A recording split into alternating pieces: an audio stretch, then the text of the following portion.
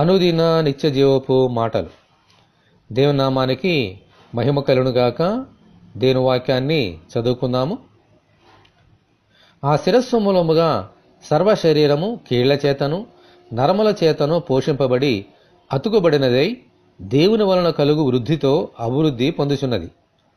కొలసలకు రాసిన పత్రిక 2వ అధ్యాయము 19వ వచనం. మన శరీరంలోని ప్రతి అవయవము నరముల చేతను కీళ్ల చేతను అతుకుబడినదై ఆరోగ్యముగాను బలముగాను ఉంటాయి. ఈ అవయములన్నిటికీ మూలము శిరస్సు.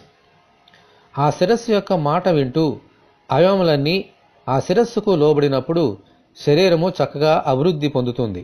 ఆమేన్. అలాగే సంఘము అనే శరీరమునకు ప్రభువైన యేసుక్రీస్తు శిరస్సుగా ఉన్నారు. దేవునికి స్తోత్రం. ఆ శిరస్సు ఉన్న యేసుక్రీస్తునకు సంఘములో అవయవములుగా ఉన్న మనము కూడా ప్రతి విషయంలోనూ ఆయన మాట వింటూ ఆయనకు లోబడినప్పుడు మనము కూడా చక్కగా అభివృద్ధి చెందుతాము. ఈ అభివృద్ధి ఈ లోకములో ఏదియు ఏ మనుషుడును మనకు కలుగజేయలేరు. కేవలము దేవుని వలన కలుగు వృద్ధి చేత మాత్రమే మనము అభివృద్ధి పొందగలము. ఆయన మందిరములలో ఆత్మీయ రీతిగా చక్కగా ఎదుగగలుగుతాము. దేవునికి స్తోత్రము. హల్లెలూయా. ఇటువంటి కృప కొరకు మనమందరము దేవుని ప్రార్థన చేసుకుందాము. సంఘమునకు శిరస్సు ఉన్న ప్రభువా, మీకు వందనములు.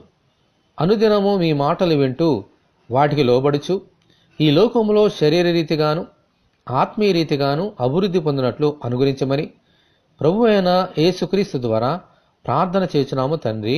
ఆమేన్. ప్రభు అయిన యేసుక్రీస్తు కృప మనకందరికీ తోడే ఉండి నడిపించునుగాక. ఆమేన్.